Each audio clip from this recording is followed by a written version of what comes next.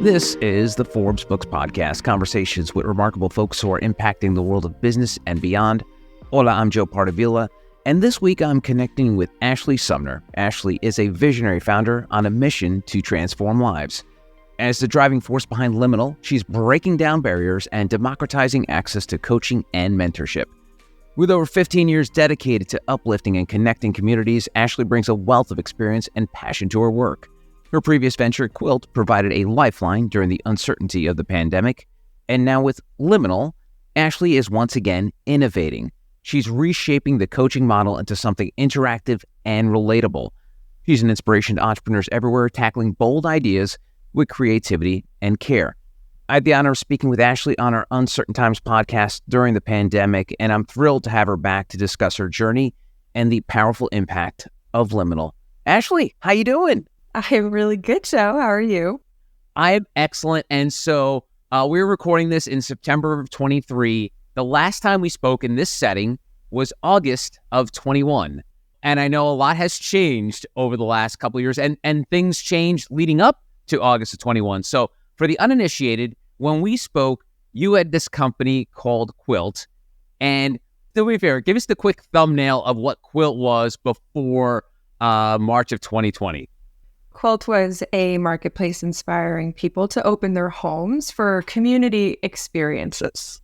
Right. And then all of a sudden, this tricky little pandemic rolls in and is like, oh yeah, we can't do this. And then you did what many startup entrepreneurs do, and you pivoted. So then what was your pivot with Quilt in March 2020? This is like one of those, they do the recap at the beginning of new episodes, like we're doing previously on Ashley Sumner's life. So what happened then during the pandemic with Quilt? I know saying yes to this is I'm going down, trip down memory lane. We evolved into a kind of personal growth, mental health, social audio platform. And then all of a sudden, I'm following you on LinkedIn, and then I see Liminal. What the heck is Liminal? Liminal is a coaching marketplace. So yes, the life of Quilt has come to a natural end, and I took a step back, and here I am in my next startup, and her name is Liminal. Wow. It's been such a crazy couple of years. We've detailed it here. I'm sure Liminal was probably furthest from your brain when in the early 2020s. Why Liminal? Why now? Yeah, as I took a step back with the end of Quilt, I was thinking a lot about what I learned while building Quilt, what I learned about people in community and what it is they're craving and what it is they need. And our community was so big and so communicative that I learned a lot, and I learned a lot in the kind of product life cycle of that company. And a big thing coming into Liminal was thinking about the evolution of the pandemic and the impact on us. And I know everybody understands and has heard about the mental health numbers and the loneliness numbers. And now we're actually being identified as in the highest amount of stress state we've ever been in. And people having the hardest time just making basic daily decisions. And I had this hit that, everything I do is really about making the human experience simpler and easier and more enjoyable.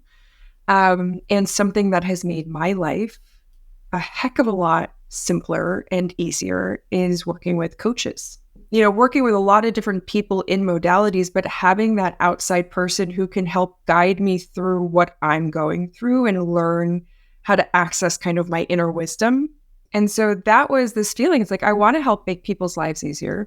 I believe everybody deserves a coach. I think the reason people don't have a coach is because it's hard to find one. They don't know how to pick one. It's expensive. It's a huge time commitment. They're offering major life transformation, which can also be quite daunting. So I was like, if we were to just pare that back into a new, unique daily experience of working with a coach, what would that be? And that was the birth of Liminal. Awesome. And I'm curious, how people when they're selling something to investors, it's the Uber of pizza making. It's the eBay of embroidery. How do you categorize what liminal is? In Hollywood, they call it high concept. What is that one thing that that could be comparable to when you go to investors? Oh, interesting. Gosh, I've always been so against that because it's like a box, but I get it. Yeah. I build marketplaces. I love marketplaces, right? So Uber is a great example because you say everybody's heard of someone having a black car, black car service, the luxuries, the privileges of, snap my fingers and a black car shows up. That's probably a useful kind of analogy for this, which is almost everyone's heard of a coach, particularly if you're thinking about career and purpose and mindset. And usually that's for a certain percentage of somebody who's like, quote unquote, made it and needs to optimize their, the peak experiences they're having in life. It's a luxury. Yeah. And I'm saying it shouldn't be. So we can say we're the Uber for coaching. Let's try that. Okay, cool. You know me, actually, I'm always putting you on the spot when we talk. So you never know. I'm here for it. Yeah. I'm going to riff with you. And I love the last time we spoke, we talked about the fact that you believe in the power of manifestation and that your brother 20 years ago had given you a Florence Scovel chin book, and, manifestation is a big part of your life. Do you think you manifested liminal because of all the coaching and steps you took that this sort of, and again, I don't know if you believe in manifestation as being intentional or unintentional or not, we can get into it here, but do you think this is something that you manifested? I'm so happy to get into this. We're going to get into it though. Yeah, let's do it.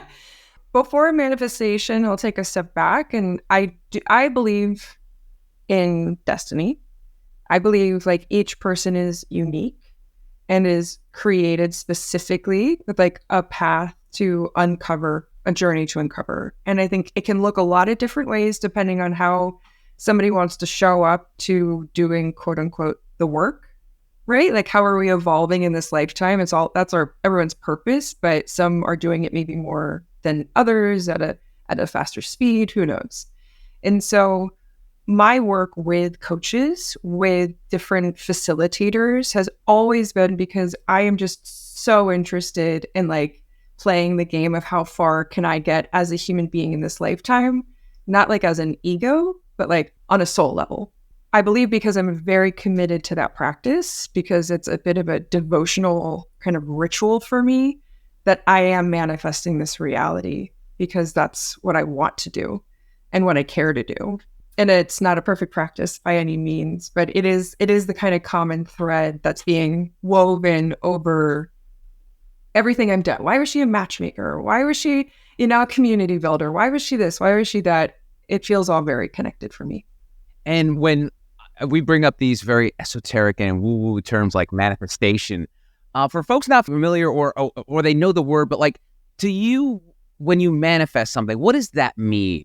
My practice is much more about getting a lot of clarity in my internal world, so that I'm tuning in and really listening to what feels authentic for me. And then I project that out into what reality would that create for me. I also think we can manifest if we are disconnected, and that's kind of the ego getting involved. I think we therefore manifest that reality, right? It's it's not just utopia over here, but the point is that we have this power, this kind of form of liberation, which is how our inner reality works, which we have control over, gets projected into what therefore our external reality mirrors back to us. And I focus on manifesting the things that feel authentic for me. And I've always been, you know me now from our couple of conversations, I'm a very simple person. And I always like to simplify things. I always feel we all have a purpose here. I feel, and this could be silly, but I feel like Oprah Winfrey's mother was put on this planet to bring Oprah Winfrey to us. I know it's kind of silly, but I feel like everyone has that one deep soul purpose. Do you think you've figured yours out yet? Do you feel like there's more evolutions for Ashley Sumner? Because I feel like every time you manifest something, you're so 100% in, you're living it to the fullest. But is this what you think what you were put here for? Or is it or all of these things that you've accomplished so far is why you're here? Okay. So love your questions always. So for me, purpose never completes. the purpose is why I was born. So if I'm here to illuminate, right? If I'm here to, to spark change, to support someone in their path, light their path, that, whether or not I'm interacting with a stranger on the street, or an Uber driver, or, family member, or my team, or my projects, like it all like funnels through how I interact with myself and with others, right? Then we can see mission for me is, this is how I'm going to do it. And the how is because I want to create this reality, which is a vision, right? Controversially, I'll say like Elon Musk, he wants to get people to Mars. That is a vision, and so you can look at a lot of the things he's doing as a pursuit to create a multi-planetary existence for all people. So you can look at everything I've done. You can look at me diving into people's romantic relationships and, my newsletter, unpacking kind of like my spiritual practices and the lessons I'm learning and therapy I'm in, to, the creation of quilts, to working for large-scale community experiences, to now Liminal, as it all kind of fits, right? It's all kind of in that bubble of like wanting to enrich someone's inner world. And so that can create a more, fulfilling outer experience for all people. Nice. And I remember when we spoke, you said that your soul is probably like 102 years old, but that like part of you lives in the past, part of you somewhere in the future. Do you feel like this form of Ashley Sumner could only be around in this time? Like, can you imagine being Ashley Sumner in the 1800s or Ashley Sumner in the 1950s? Like, do you feel like this Ashley Sumner is here for a certain reason, because you're able to do all of the things that maybe someone like you could not have done? But like, do you feel like that in a way that this version of you is here because of the opportunities available to you? Whoa. I do. I do. I'll stay away from the possible exploration of reincarnation and just say that I believe modern technology is part of what I am here to do on a scale kind of level. And I also believe that who I am right now in this era, to me, there is a form of survivalism happening now, which I believe there's always been, and you can go back and you can look at certain moments. But this form of survivalism, a one where a planet is burning and all we actually have is our strong inner relationship with self to navigate like the extreme unknowns. I do think that I'm an interesting cross-section of this obsession with and fascination with and deep belief in kind of the emotional well-being of people, married to the possibility of what technology can do for us at scale. So I say yes. Okay. And, it's funny because there's the old adage, timing is everything. But it's almost like people take that for granted, because timing really is everything. Like, if you think about baseball, like the idea of hitting a round ball with a round bat at the precise moment for it to have a trajectory of over 300 feet and be hit 100 miles per hour, that timing is just unbelievable. That's why there's only a finite number of people who could do it. And I bring up the Mark Zuckerberg example all the time. Like, if Mark Zuckerberg was born 20 years earlier, he would not be the richest man on the planet, because he would not have the technology available to him. Someone had built a Facebook-like thing before he came around. Like, it wouldn't happen. And I feel like sometimes people underrate timing. Like, it's all like I've always felt like it's a big part of my life. Like, I've always felt like all the steps I've taken and successes that I've had is because I've been either fortunate or created that timing, what have you. But talk to me about like how timing is almost, it's everything. I do think timing is everything. Since we've been riffing in an esoteric manner, maybe Mark Zuckerberg kind of like started but failed things in different lifetimes, leading up to that. And it finally it finally came together. All of those timelines came together to make a perfect reality now, which is why I don't believe in like failure. and it's why I don't believe kind of like in the beginning and end of things, because it's like so interconnected, right? Like you look at an affinity loop and it just keeps being woven. You look at the DNA sequence, you look at the frequency of music, like you look at things in nature, and it just keeps like evolving. So timing for me, it's an interesting one, because I only know my experience. I know how much I've grown. Like I feel how much I've grown, how much like more I know myself, the kind of clarity that I have, that it was 10 years ago that I started thinking about, I wonder what my purpose is, and I read recently that we first get like consciously introduced to our purpose at like 18 to 21 years old. Like that's the first kind of like time something drops for you. But, you can look into your childhood and you can see the things that you were so intrigued by and how like it projects into this time now, and like, oh God, that makes sense. So I do believe timing is everything. And I just want to add in that I also don't believe in like the failure or something. Well, let's dig into that a little bit, because as you know, entrepreneurs wear failure as a badge of honor. Like it's almost like they show it off. Like, oh yeah, I'm a serial entrepreneur. I did 10 companies and 8 failed, but 2 took off. I'm feeling good about myself. Numbers. Yeah. Let's dig into that. You don't believe in failure, because for some, they could be like, oh, Ashley, Quilt failed, whether it's because of the pandemic or what have you. But just give me a little bit of that, because you're the first entrepreneur who's ever said that to me. And I've done like 300 of these podcasts. So right. Why do you not believe in failure? Because all of those, if I believe every moment happens for a reason, I believe that we're kind of living out a specific destiny line. Because if I believe that like all the experiences we're having have been created for us to show up to, so that we could get to the next kind of step, right? Every level, there's a new devil, and each thing is kind of coming into focus more and more and more. It is to get to points of what feel like this is who I am, this is what I'm meant to do, and that evolved in that way so I could get here. I mean, we can talk about like what is someone's definition of success or wealth, or that's a whole exploration also. But if I look at something as a failure, then it's almost like doesn't allow for everything that happened there to get you here. It doesn't honor the journey.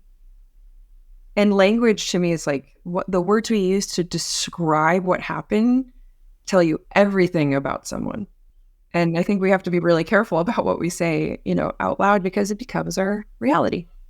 Thinking about your journey and what you're doing today, I always wonder for folks like yourself that are so open about their journey and just willing to share them. I mean, you have your great newsletter that I read all the time, and the openness of you. Have you always been this sort of like open book about, because most people would be like if I brought up to quilt to somebody else, I'd be like, oh yeah, I don't want to talk about that. Like you've always had this, you've never been afraid to answer a question of mine, because I think that I'm coming from a good place. So where did this openness come from for you? Has it been part of your journey, or is it just something that you've grown to do? I think I'm naturally pretty open.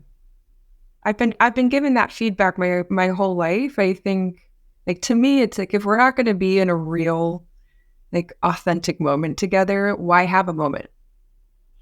And I've always felt that way, like as a kid, I would want to be friends with the like adults of, the friends that I had, and I want to know what was going on in their lives. And, I've always been deep for sure, journals and the books I was reading. And that's a huge part for me.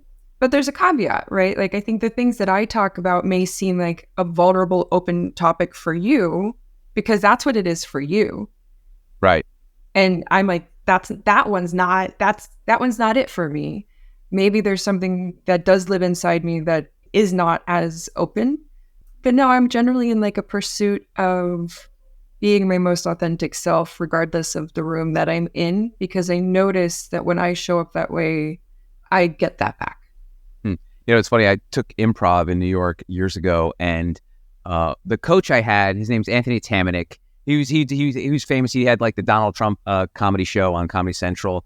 But he taught me this, and I've carried it forward. I even included it in my book too, and I bring it up to folks all the time. Is when two scene partners are doing an improv scene, that moment that they're playing out is the most important moment of those people's lives. Like, the scene is not going to be you going to the store to grab a piece of gum and go back home. Like, this moment is huge. Like, if you were to tell the story of this person's lifeline, this was the key moment of their life.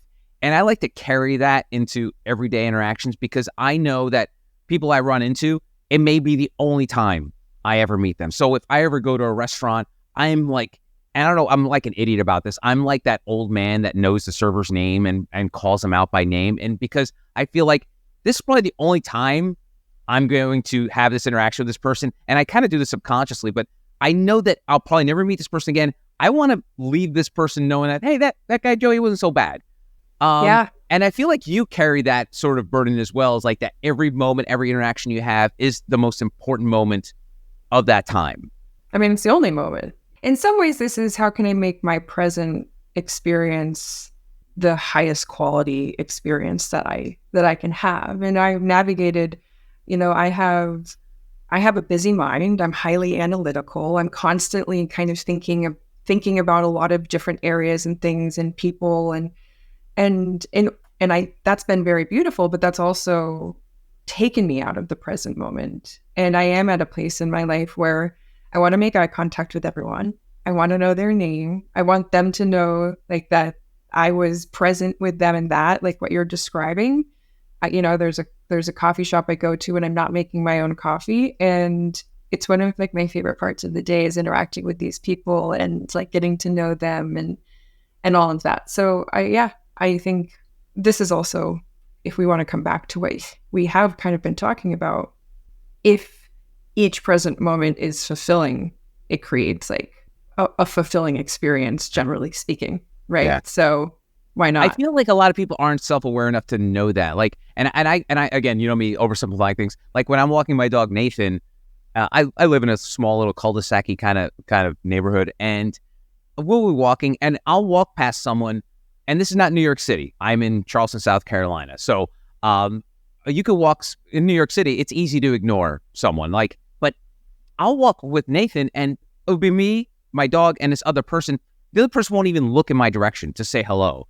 And I always wonder, I'm like, man, how do you live your life actively ignoring other human beings? Again, in a big metropolitan area, I get it. You're just trying to stay alive. You don't want to get pushed on the subway tracks. You don't want to get hit by a car. I get it. But for most people, I think avoiding interactions, you're just robbing yourself of opportunities to have a positive experience, like just a hello or a smile. And I feel like that's something that most people take for granted. They're like, oh, okay, I'm just going to go to work, put my head down, clock in, clock out. And then that's how they live their life. And I feel like those kind of people are missing such a big part of what makes life so magical. Oof.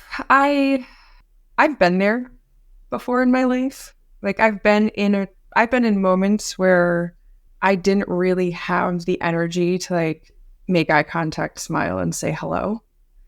And mostly because I felt pretty disconnected and like I'll use the term selfish because I was so in my own world. Yeah. There was so much that I was like navigating and in battle with in my internal world that I probably didn't even see those people.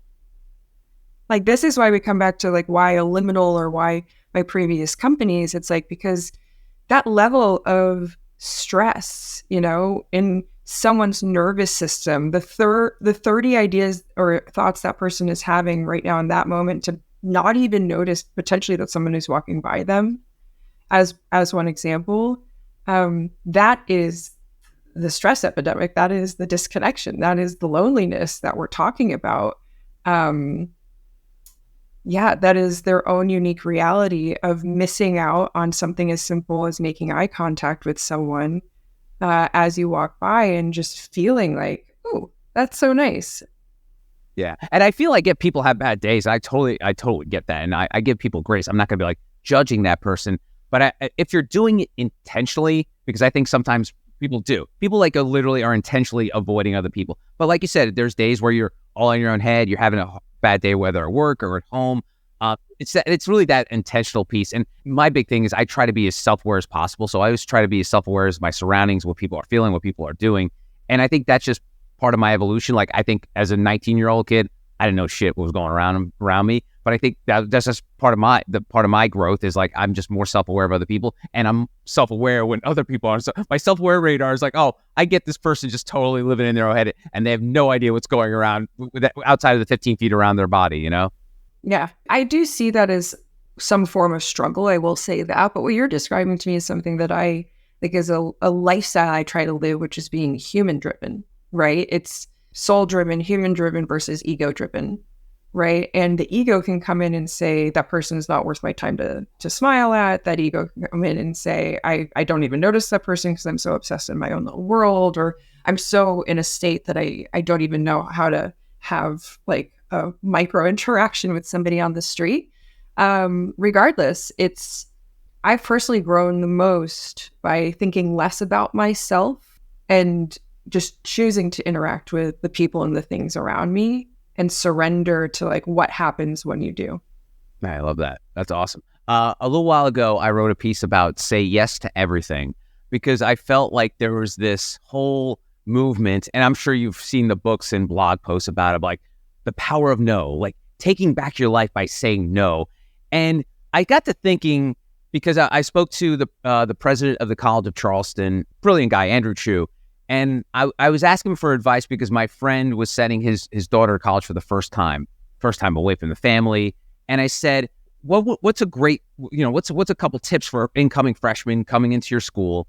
And he said, school is not defined by the four walls of a classroom, and that college and the university lifestyle is being out, experimenting, doing things. And that to me, I translated that again, Mr. Simple, is like, say yes to everything. Just say yes to everything to see if you like it or not. And I feel like you've sort of lived that ethos of saying yes to everything. Am I, again, you know me, how I like to psychoanalyze you. Is that part of your vibe, being able to say yes to everything? Yeah, I've always kind of joked that I'll try anything once, maybe twice if I didn't learn my lesson. And there had been a few twos. I've always kind of said I'm one of those people that's like down to go first. If people are like, ooh, I don't know about that. Like, I'll try it. I'll report back. I probably am actually at a stage in my life now, because I feel like I really know myself, that I know when something coming in is a distraction or a little bit of like a test to keep me in, like, ooh, a trip here or this there, like Labor Day just happened and Burning Man just happened, and these things that have always been like, oh, I'm so excited for like the next experience I can go do. And I sat with it, and my whole body was like, just stay and create, go deeper in your own experience, see what comes up, and work on your project, because that's the thing that brings you so much joy right now.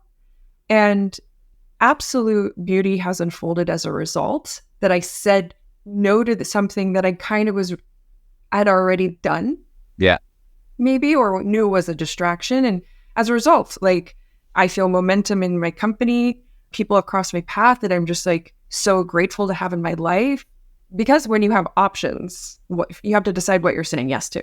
Yeah. Yeah. No, absolutely. And when I wrote in the piece too, is like, I'm kind of saying it tongue in cheek of say yes to everything. But to me, it's more of like the yes mindset, because I feel like we've evolved into people of like no before yes. Like, we automatically, I had this boss that drove me crazy, that no matter what I said to him, a pitch, an idea, it was always no. But then after 30 seconds later, I'd be like, yeah, let's try that. And like, that was basically my point of saying yes to everything, is like, have that yes mindset of being open to possible, as opposed to being like, immediately, oh no. And then all of a sudden, like 30 seconds later, oh yeah, that's a good idea. It's like, how, I just don't know how you can live like that. No. My whole essence is, yes, tell me more about that. Like, I got an idea. I'm like, let's talk about it. Yes. No, I am 100% in that regard. I would say no equals judgment. Like, I'm going to start with a judgment.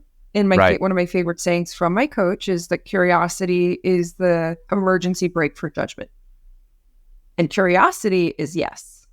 You shut down all forms of connection when you're in judgment, and and you start out at no, or you start at I don't trust you until you've proven yourself to me, or it's like, that means you don't trust yourself, in an interesting way. So me and you are on the same page with like, ooh, yeah, tell me more about that. And we danced around the word success, and you mentioned earlier, like, how do you define success? But here's a tough question. How do you define success for Liminal? Not for you as CEO, founder, but like, what makes Liminal successful? I mean, the first that I had, as I deeply connect to kind of the community consumer experience, is bringing peace and ease into people's daily lives. Right now, majority of people would fill out a survey that says, like, on average, how much stress do you feel in your day? 1 to 10. And they're like, oh, like 7, 8, 9. It's up there. And they started working, enjoying the benefits of Liminal. And we asked them a month later, and then 3 months later, and you're like, yeah, no, on average, maybe like a 2 or a 3.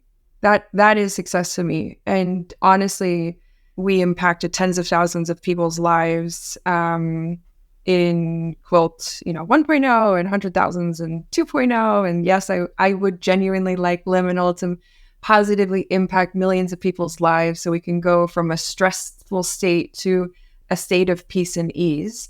But even if that's the hundreds of people right now, then I feel successful. And, let's get all businessy, entrepreneur-y podcasts. Like, what was and what is Liminal's addressable marketplace? Like, who is Liminal for? Yeah, I mean, at large, this is the plight of a visionary, right? At large, like everyone, it's coaching for everyone, and we're gonna get there. Right now, I can say that the majority of people who are coming on to use Liminal are wanting support on their mindset shift, wanting accountability in their kind of daily work they're doing. And not surprisingly, since we spend more than a third of our lives at work, really craving guidance on career and purpose. Like, that's probably the biggest area of stress. I don't like my job. I don't like where I work. Where's, money, all of those types of things. So we have been seeing that be the kind of, we're focusing on that now, actually, because it's become loud and clear. Sweet. All right, 2-part question. How can people connect with you, read your newsletter, and how can people find out more about Liminal?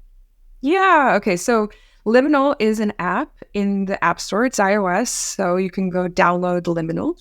The Instagram is Stay Liminal. We're pretty active there. I'm Ashley Sumner. On my LinkedIn or on Instagram, you have access to my Substack too, which is the Liminal List. And I have been writing every week, which I super appreciate you kind of plugging, because this is a new thing for me, the writing thing. Personally, I'm Ashley J. Sumner. Sweet. Awesome. Ashley, thank you so much for the time. Really appreciate it. Thank you, Joe. You're welcome, and that'll do it for another episode of the Forbes Books Podcast. Don't forget to hit subscribe. That way you'll get new episodes as soon as they're available. And if you have a spare moment, I would greatly appreciate it if you could leave a review, which would help other exceptional folks like you discover the show.